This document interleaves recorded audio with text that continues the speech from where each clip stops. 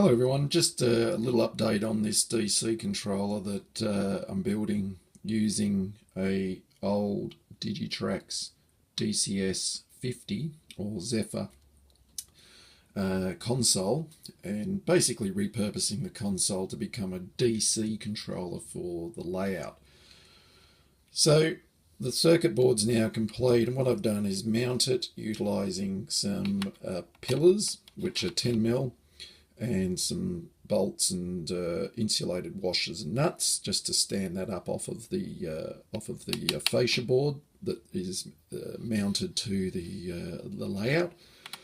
And I've started wiring that up. So the input wire here, which is the red wire with the white bootlace crimp, that connects across to a double pole double throw switch over here, and that in turn is wired to this terminal block, and our input 12 volt voltage will come in through those two terminals there.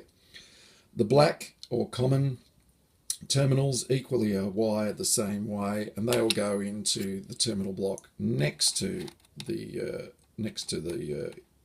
input positive. So we'll have the two common and an output, as well as the input positives with the red. What I've done up here on it is wired in a track status LED. Not sure if you can see it, we'll see it when we power it up, but basically use some epoxy just to glue an LED, a red LED in there. I've put in a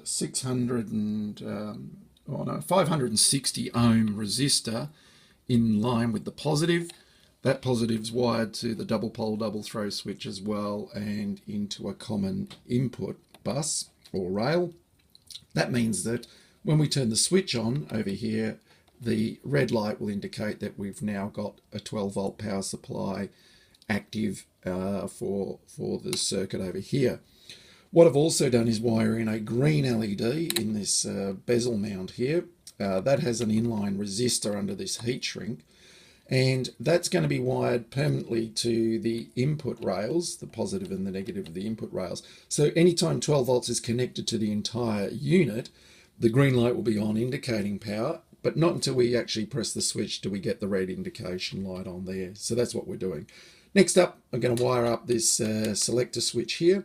This is our double pole and double pole, 2 poles, 1 pole here, 1 pole there, and a triple throw. So we've got 3 positions for that switch, and we're going to wire that up to be the forward, off, and brake, which is the brake position, and forward, backwards for the other 2 positions. That basically changes the output polarity of this DC board into positive and negative, and switches the rails over from positive to negative to make the train reverse direction.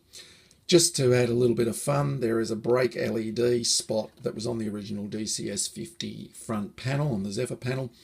So I've once again glued in a red LED. We can see that just here, the red LED. And so when the brake position or the no power to the track position, that will actually illuminate red. All right, so that's the update on where we're at. I thought I'd better take a little bit of footage now, just so I remember what I'm doing when I come back to finish this off. Thanks for watching. Okay, what we've done now, I've just flipped the board over. I've connected the 12 volt input of a voltage just to give this a little bit of a test now. And you can see that the power light, which is the green LED in the bezel mount just here, is a light. And the track status light up here is not on. And that's a good thing. We've got our double pole switch over here. So if I turn that double pole double switch on, like so, we now see the track status light up the top there is illuminated. That means we now have power going to the tracks. This reverse brake and forward switch, which I'll wire up shortly, will then determine what polarity goes to the track to make the loco move forward or backwards. And as I said in the previous video, I'm going to wire up that brake LED in there with a red LED, so that when it's in that brake position as it is now, that will illuminate as well. And in coming over to the controller, I've mounted a potentiometer that came with the kit, and we'll use that potentiometer here as the speed control. And it's an elegant knob that I've got there. Very nice. That will look good, and it will match the other DCS51s that I'm using on the layout as well. But this one will be clearly marked as being DC. All right, I hope you're enjoying this project. I'm enjoying it. It's far more complicated than I originally anticipated, which is like most projects that I tend to do. Anyway, we'll get on with it, crack on, and I'll update you soon. Cheers.